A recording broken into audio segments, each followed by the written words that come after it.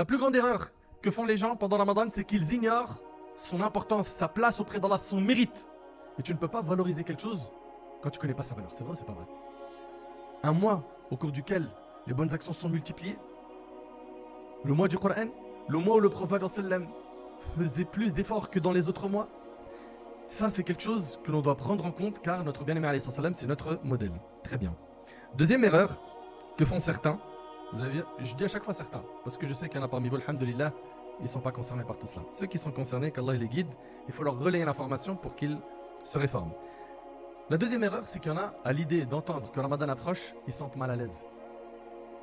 Pourquoi? Pourquoi ils se sentent mal à l'aise? Selon toi, mon frère.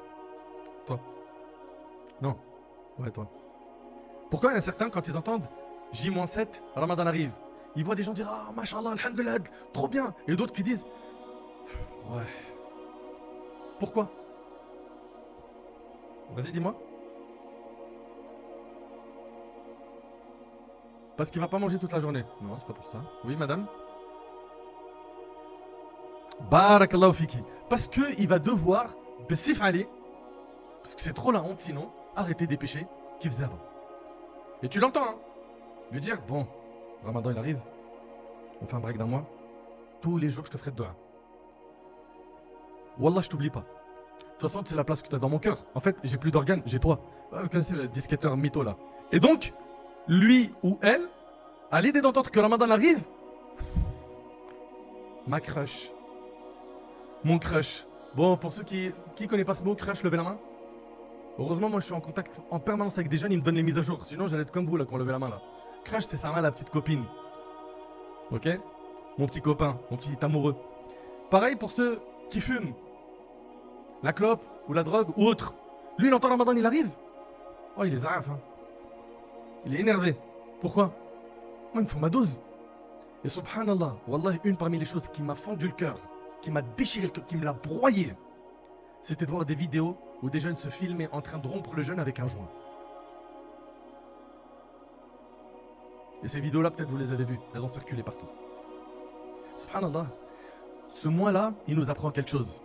C'est qu'on est fort, très fort, capable, courageux, déterminé, fort. Par quoi?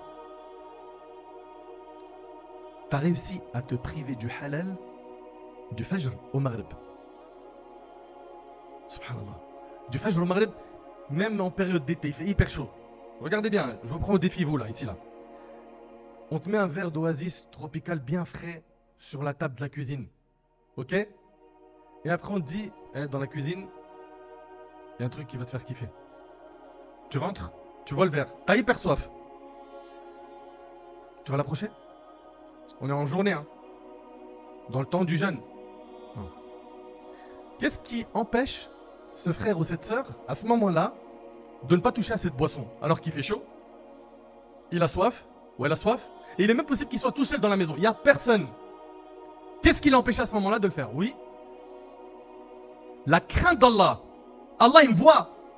Je ne peux pas le faire. Excellent. Superbe. T'as dit, tu ne peux pas boire ce verre, pourquoi? Parce qu'Allah, il te voit. Magnifique. Mais après le maghrib, il ne te voit plus? Non, mais c'est une question. Moi, je suis très content. T'as pas cédé, t'as pas craqué devant le verre. Pourtant, t'avais bien soif. Mais après le maghrib, pourquoi t'es en roue libre? C'est le mois du jeûne, des efforts, ou c'est la journée des efforts et le soir, tout ce qui était haram me devient halal? Je parle ici dans les péchés, hein. Parce que oui, effectivement, il y a des choses qui vont devenir halal, comme manger, boire, et des relations intimes avec l'épouse, mais c'est hyper dangereux d'agir ainsi. Parce que tu viens de montrer que t'es fort, t'es capable. C'est un mois d'entraînement.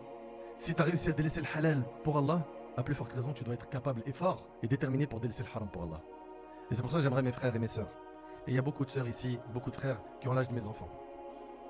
Moi, je me rappelle quand ces imams que vous voyez ici, on se voyait il y a 10 ans, ou plus que cela. Moi, je me souviens encore, même avant ça, je me rappelle, quand je m'asseyais avec des jeunes et j'avais leur âge, j'avais 17, 18, 19, 20. Et on s'asseyait, on écoutait les conseils des grands frères. Et aujourd'hui, subhanallah, un claquement de doigts, ben voilà, Nader aujourd'hui, il a le double de plein de vingtenaires de cette salle.